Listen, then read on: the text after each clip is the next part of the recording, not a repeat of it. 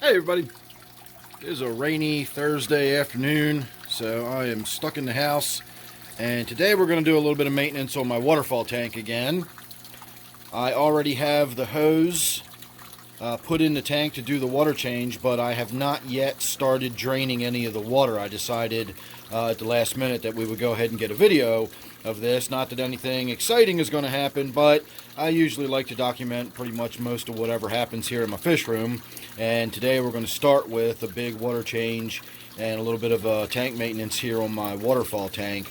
I also am going to get in here and work on this tank. Now, recently, you can ignore this plant, that's just sitting there for the moment. Recently, I took the pre-sponge filter off of my little water pump in here. It's where the intake is, has one of those black mesh filters that acts like a biosponge. And it really would clog up quickly, and every day or two I would have to get in there and clean that sponge out. And I mean, the water flow literally would be a third or a quarter of what you're seeing right there after just a day or two. And I mean, literally just a drip at a time would be coming out of the thing. It would barely move water after just a couple days. So I took the sponge filter out, and it's been a couple of weeks, and it is still rolling right along. It's, you know, it's greatly reduced. I mean, water should be hitting this rock so hard it actually is coming off this side.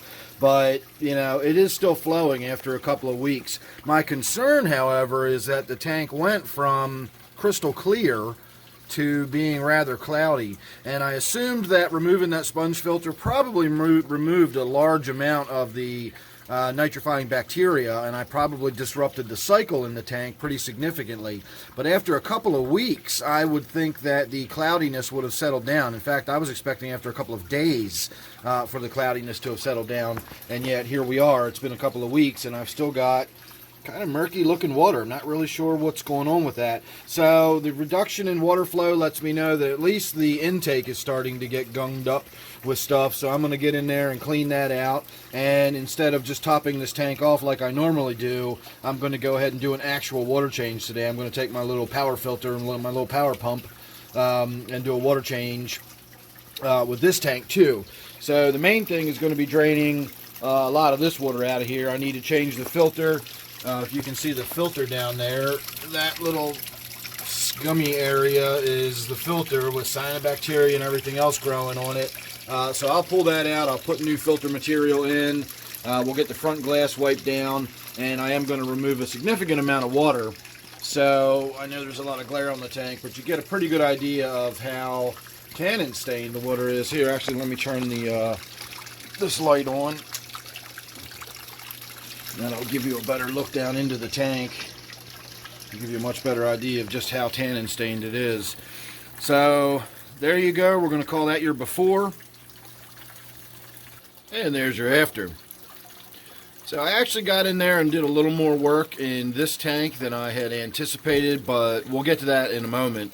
What I really want to talk about is this tank.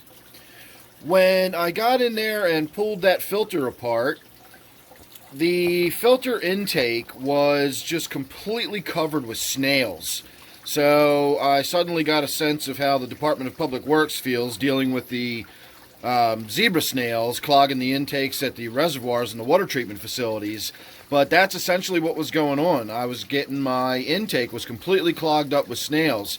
And when I tried to get them off of there, I realized that a lot of them were kind of halfway or partially inside, and the spinning impeller was just kind of breaking them and crunching them up. And so I did my best. I didn't get like a squirter or a small brush or anything to get up inside the openings. I just kind of shook it out as best I could, and it did increase the water flow a little bit, but it got me thinking about the idea that if those snails are in there and they're clogging it up, they're probably dying or getting crunched in that impeller, which is, you know, basically crushing their shells and killing them. What is that doing to, you know, not only it was like a double whammy. I removed all of that nitrifying bacteria while simultaneously jacking up all of the bioload by having all these dead snails basically rotting in the tank where nothing could even get to them to clean them up. And I checked my ammonia and nitrite levels, and this tank, after the water change has 0.25% ammonia, or 0.25 parts per million. I'm sorry, I said percent, but it's 2.25 parts per million, which is more than I'd like to see, but it's not a terrible amount. It's not going to kill anybody.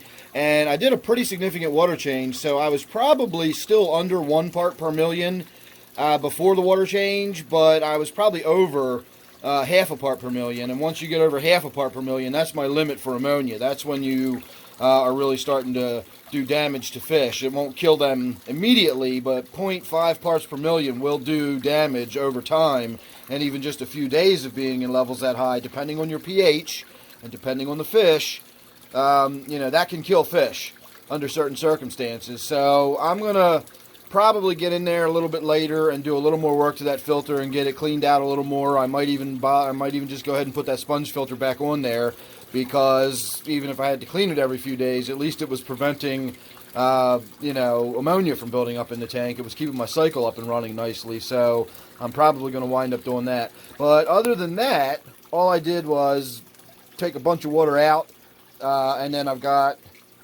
put a bunch of water back in. And I didn't bring it in here with me to show it to you, but I've got a liquid transfer pump. If you're wondering how I do water changes to a tank on the floor, first of all, it would be easy enough to just do it with a little scoop. I could just scoop water out, a little 1-cup container or something, and I could do water changes on a tank this small. But I have a little liquid transfer pump that I can just stick in there, and it pumps the water right out into a bucket, and then I just use another bucket to fill it back up, and it makes it a lot easier. So I'll put a link to that little pump down below. I've shot videos about it before. In fact, if I can find a video of it, I'll go ahead and attach a link, and you can check out the little pump thing I'm talking about if you're interested, or whatever. But anyway, I'll put a link down below to that if you're interested. Moving on to my main tank here. In addition to a really big water change and wiping the glass down, I finally got in there and moved some of the rocks around. I actually removed a few of the very large rocks. I'll show you a couple of them right here. That's 2 of them that I took out. Both of these had a mystery snail, a nerite snail, crawling around on them. So if you'll remember, not too long ago, my regular viewers anyway, I said that I had only ever put 2 nerite snails in this tank, and I've got 2 snail shells in the gravel up front, so I know 2 of them have died. We've got one dead one right there. We've got another dead shell right there, but yet I'm pretty sure I've got 3 in the tank, and I don't know how that happened unless I put several in there on one occasion, and I have no recollection whatsoever of putting several nerite snails in this tank. And the reason I'm making a fuss about it is nerite snails don't breed in fresh water. They need salt or salty water to breed in, and this is not it. This isn't even brackish or anything approaching it, so I don't know how I would have gotten breeding nerite snails in here. But I've got more nerite snails in here than I ever thought I did. I don't know how I've got so many nerite snails in this tank, but it's cool. I like them. They're good snails, and they do a good job with cleaning. So I removed those big pieces of rock. They were basically just jumbling up lines of sight, and originally I had them in there because I needed to hold this piece of wood down. You can see it's a pretty significant piece of wood, and it wanted to float. It also goes all the way up towards the back of the tank. So that was just a branch I found. That wasn't something I pulled out of the bottom of a river. That was something that was lying on the ground. So it wanted to float. And actually, we pulled that out of the yard. I actually found that out of one of my trees that had come down. I had actually cut a few branches, and that's one of the pieces. I really liked the way it looked, and so we stuck it in the tank. And I needed to really, really wedge it in there with rocks to hold it down, much the way we've got my big piece in my native tank being held down by a bunch of rocks right now. I'm tripping and kill myself. So that tank's actually being treated right now, and it looks green. But you can see this huge piece of wood right here is also being held down by big piles of rocks until it gets waterlogged enough to stay down. So this has been in there for, I don't know, a year or more now. And it's still really, if you touch it, it tends to want to just drift around. It's barely more dense than the water, but it is staying down without being held down by rocks. So I was able to remove 3 fairly large rocks. I took a piece of Java Windalov that had been floating around the tank, and I tucked that under the rocks. So now that this is going to be a little more permanent this way, hopefully it'll start growing and attaching to that piece of wood. and we'll get some cool growth on that. I also took all of that really crappy dying temple plant out of here. Well, apparently I didn't take all of it out because I can see one little stranding stalk still sitting in there. But I took all of that crappy temple plant out, and I grabbed some of the temple plant out of my grow out tank, or I should say my grow out bucket, that I've got sitting over by my washing machine. It's just a bucket with an air stone in it and some water and a bunch of duckweed. But I've got a bunch of temple plants in it. And I took a couple of the larger ones that were more emergent and had pretty good stalks and root systems already established. You can see all these white roots everywhere.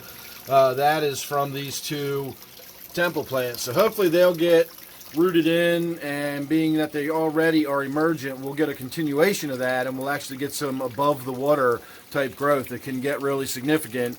If you're familiar with my office tank, you'll know how significant this stuff can actually get. It can get up to 10 or 12 feet tall if the circumstances are right. So let's hope we don't ever get there, but we can do something interesting with it. We can make it bushy, we can, you know, prune it as it goes, and we'll get some really interesting growth coming off of that. And it flowers. It makes a dainty little sort of pinkish purple flower on it. It's a really pretty little plant. So I saw one of my little sculpin lake fish. I don't know where they are now. Let's have a look around. I've been letting the tank settle down since I did the water change. It's been a few hours since I was in here.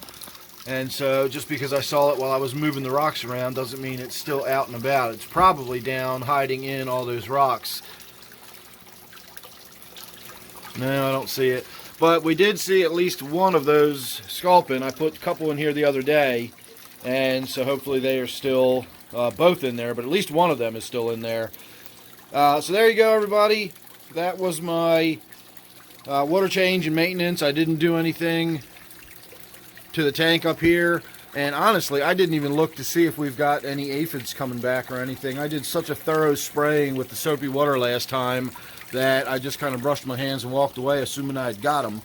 And as I look around, I don't really see any. So we're going to say for now, I've probably, well, honestly, I probably didn't get them, but we're going to say I got them, and we're not going to worry about the aphids for now.